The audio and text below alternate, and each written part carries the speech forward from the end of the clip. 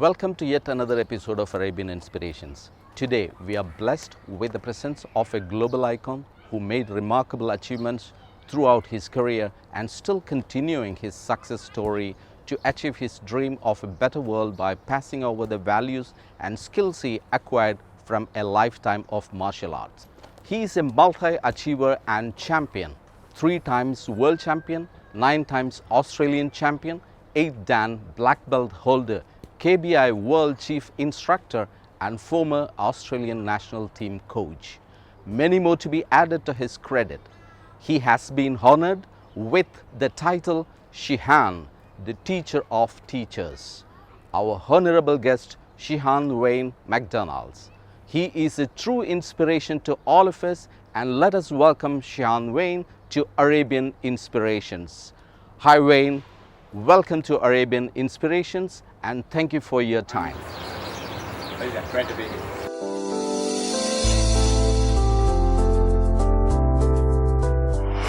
SHIHAN Wayne is a successful motivational workshop presenter as well as a trainer of martial arts, business owners and instructors worldwide.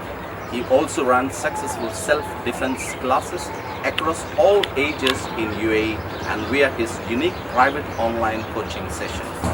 Before getting there, Wayne, we are keen to know what made you start your practice at the age of 11 and what inspired you to start training others by the age of 16 while you were still a teen.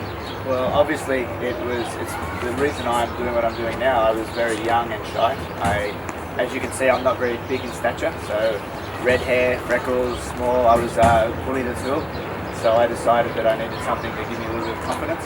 And fortunately, my cousin was teaching martial arts at the time. Okay. I went along with him for a trial lesson, and that was now 41 years later. And it was the best choice I ever made. My self-esteem grew, obviously, and the rest is history. Wonderful. But you started training others by age of 16. How was that? I mean, whether everybody was accepting a teenager is coming and training the kids and adults. So how was your experience on that? Yeah, it's a good question actually, and it's a quite interesting story because my now father-in-law was one of the adult students at the time when I wonderful. When I came along and trained. So he'll tell the story now that what's this young kid, what could he teach me? Someone who's had life experience as well. Fortunately for me at the time, I was quite talented, and what I lacked in life experience, I made up for in my demonstration ability. So I did my very best on the floor to inspire them with what I did, and the rest grew from there.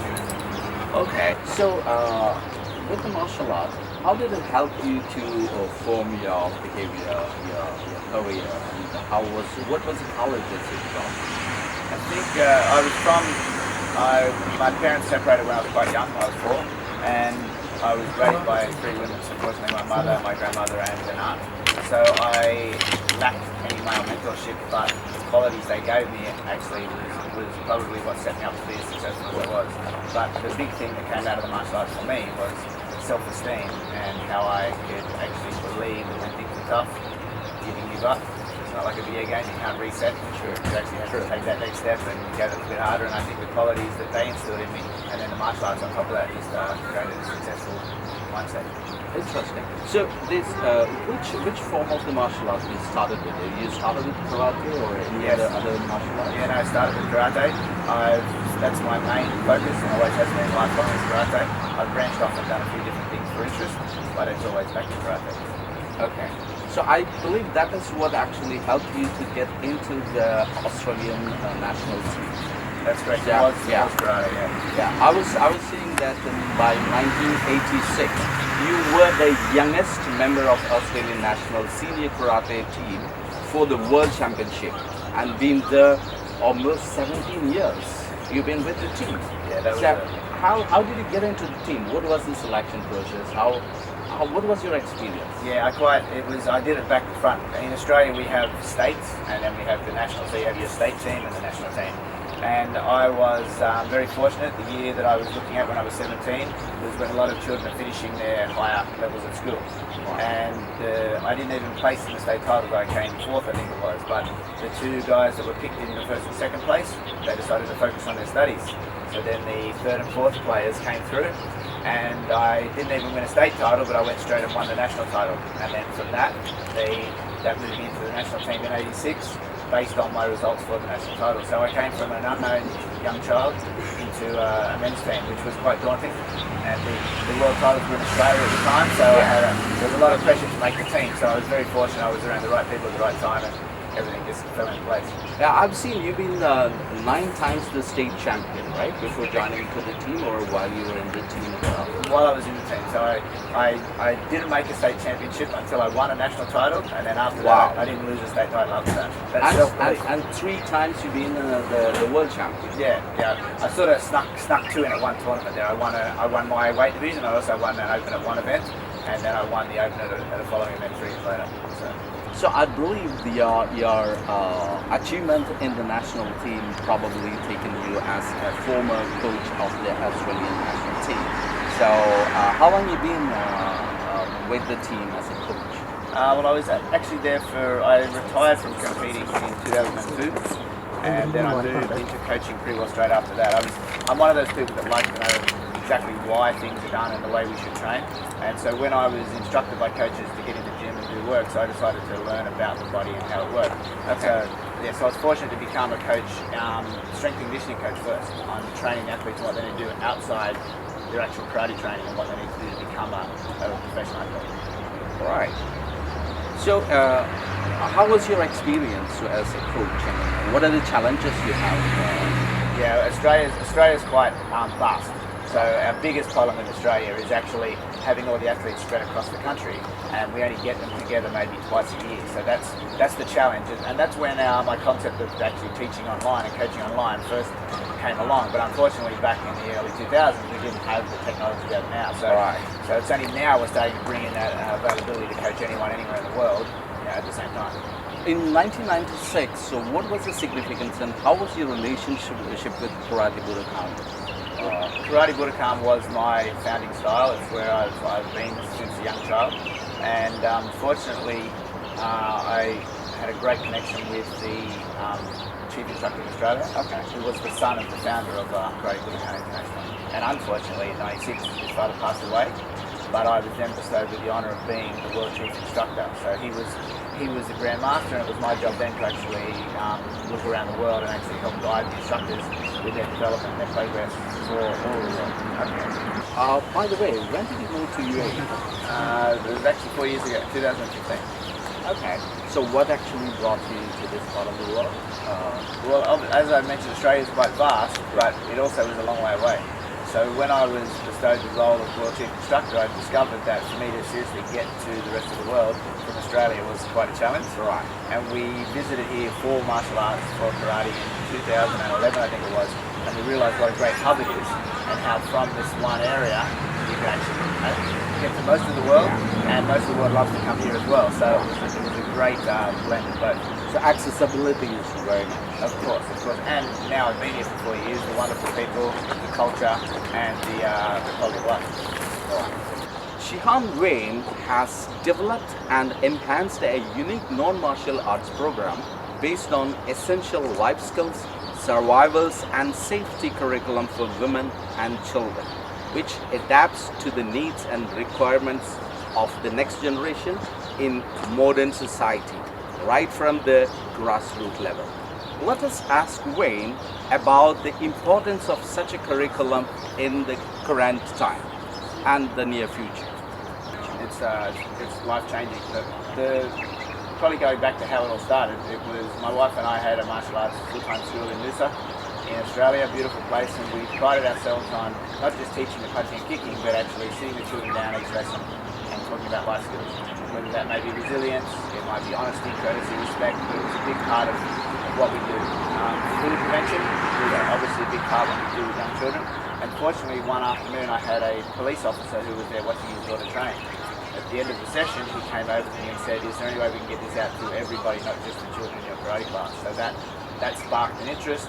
From there it evolved into free workshops that we provided for children in the town, and then they grew from there. So we decided, let's put this on a curriculum, leave the martial arts as a safety aspect, but more importantly what the children need to know, and it's how to actually deal with trauma and drama in their life. And emotional way how to overcome that. Okay. And that's where it all started. It was just being in the right place at the right time, and an idea popped into our heads, and the rest is history. Interesting. So this, what I understand is that it's not just a martial art kind of self-protection. So it's also associated with the psychological approaches and the body language reading and all those kind of things. So Yeah. how did you put it together as a complete curriculum? Well, a lot of it's combined with my wife's wellness modality, which she does, which teaches a lot about the nervous system and obviously the subconscious mind. Okay. Because obviously a lot of children can be taught something on a conscious level, but they're not in tune with their body. So one of the first aspects, and from a safety point of view, is we all have signals. We know when something doesn't feel right, and our body will give us butterflies in the belly, things like that. So what we do is we teach the children how to tune into that, which is very important in this day and age, because most kids now, you'll see them are like this. Yeah, very true, very true. And if something is not right, they have to listen to their body, so they've got to be in tune with that. So that's where it all started, and from there we teach them how to actually take control of their own lives by what they do each day. And then if it does come to a point where there is a safety issue, then obviously we teach them safety skills to just be away from the danger, not actually have to confront it. Right. If they do have to confront it, then obviously we've got the skills for that as well. Yes. So what I understand is that basically you're creating and trying to avoid such situations where the people not getting into such dangerous situations, or try to avoid or try to escape from such situations before it took place. Exactly, yeah. We teach the ABCs of safety, which obviously the A stands for avoiding. And B, we teach the kids to breathe and calm down. And then C is act with confidence. You follow those 3 steps, and that should be enough to avoid any confrontation. Right. Is such system is already implemented anywhere in the world, or is this is something which you are proprietary bringing into the market? Yeah, so it's our own creation, and something we're very proud of. There's lots of different aspects of the same kind of thing done separately, but not all put together in one curriculum where we go from grade 1 all the way to grade 12. Okay. Yeah, which is very important, because obviously as the children get older, they learn differently, and then we have to approach our curriculum at a different attitude we've got to teach. And obviously, as you know, with the older children, I've got a teenage son myself, and you know that they change the way they act, the way they respond, all changes as they get older. So we try and cover all the different aspects of how they could respond in the right way and at the right time. Excellent. So what is your rollout plan for the market? This type. Are you started educating the schools? Are you trying to educate the society or communities? How do you want to take it to the market? Yeah, well, the golden plan is obviously we want it from the parents all the way down. But obviously our way of accessing the children is school. And by going through our school system, we want it as part of the curriculum, the A, B's and C's. So obviously maths is very important, and language and cultural studies are very important, but safety and life skills we think is essential. And it's important that we can deliver that to the children on a daily basis. So it comes home, we let the parents know what they've been doing at school, the parents can reinforce it, and hopefully, you know, we might teach that one child one thing, and that child becomes a parent. That's what they'll be teaching their children, so it'll flow on. Very good thing. Very good philosophy. So I'm sure the parents are going to be so attracted, and there will be a lot of acceptance from the parent side, because it actually gives a lot of protection to their kids. Also, it gives you a kind of personality development things for the kids. So, for example, if the schools are not accepting, how a parent as an individual can enroll their kids for such kind of courses? Yeah, well now, as I mentioned earlier, there is actually the online coaching aspect, which we're very proud of. I can even get to the point where I can do one-on-one with a family and their children, and we can cover everything from bully awareness and prevention right through to traumas that child may have suffered and then how to deal with that. So now I can get into people's lounge rooms, you know, on a daily basis, which is very exciting for me, because the schools, a lot of schools are accepting and they realise it's a huge benefit, but if we can actually access the families direct, it's going to make a huge difference in the lives of these kids. All right. So that means if you're going online, means that there is no geographical boundaries. You can teach to any kids anywhere in the world. Exactly. We've got a following in India already. We're branching out there through the school system as well. But there are a lot. As you know, the population of India is so vast, so many schools, that it's going to be impossible to get to all of them. So if we can actually target it through online learning, it's going to be very exciting. Right. So where you're targeting in India? We're starting in Mumbai. Okay. We're rolling it out from there. As in Dubai, we've been to 40 odd schools here in Dubai, which has been fantastic because that opened our eyes to the different cultures and different nationalities. So it's limitless. If we can start to get some translation happening, there's no limit to what country we can be in. Right, so you will be training the teachers first, right? So the teachers will take care of the students and on a daily basis? Or no, actually we'll be putting our own instructors in there. So okay. my goal will be to actually get the highest quality instructors we can in each region, okay. And then they will have their own regional instructor over there. And basically I'll be in quality control of the whole thing because it's too close to our hearts for it actually to get watered down. We need to make sure exactly what we've been teaching for 20 years is actually delivered the same way with the same result. Yeah. See, as you know, India being such a vast market and diversified culture around, every state is having different culture, different language. So how is the market acceptance in India for such kind of program? Basically what I understand is when we talk about this kind of program, they say that, okay, my kids are already practicing the martial art, so they know how to defend themselves. So how do you communicate, how do you educate the difference and the special enhanced program? Yeah, well, the education of it is something that has to be delivered in a way that they realise it's not martial arts. It's not about self-defense. This is about life skills that actually will improve your success in everything, not just surviving, but some of the confidence skills we teach the children and the way we teach them to focus on what they're doing at the time they're doing it. It can improve their success in study, it can improve their success once they leave school and they apply for jobs, and obviously as a corporate person as well. So it covers all aspects, and the martial arts side of it is important, but it is just a little byproduct. Excellent. Wayne, very important question to my viewers. And what is your advice to them, currently the parents or the children or the women who's watching this show? What is your advice to them? How to mold their kids' behavior, and what is your take on it? Excellent question, and probably the most important thing is communication. If the children are having a hard time and there are problems at school or outside of school, even online, it's really important that they have a good communication line with the parents and vice versa. Obviously the parents can do that by a lot of positive talk with the children, making sure that the kids know that it doesn't matter what they actually share with the parents, that they won't get in trouble if it's going to help them. A lot of kids now feel like they're embarrassed about what's happening, but they can't share it. So the communication lines are, I think that's the key. And then if the parents understand that the children just need that positive reinforcement and don't blame the child for what's happened and look deeper. And because we're talking about, there is actually suicide now based from bullying. So we need to be aware that as a young child, they just don't know how to deal with things. But if the parents can be open and communicate with their children from a young age, that will make all the difference. Excellent advice. Basically, as many of the parents are complaining, the human-to-human relationship and communication is decreasing nowadays. Even in the dining room, people are just watching the gadgets, and they're not communicating humanly between them. So they are trying to talk to some people where they are far away, and they call it as cyber friends. That's right. So it's an excellent advice. Even parents are not talking to their kids and not spending much time. Well, there's a saying now that we are connected, but we're not connecting. And yes. Yeah, I'm sure.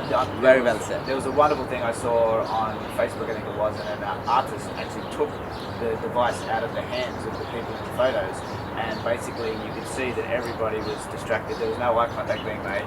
So it just goes to show we need to get back in touch with the way we were when we were younger, and remember that conversation is more vital than text.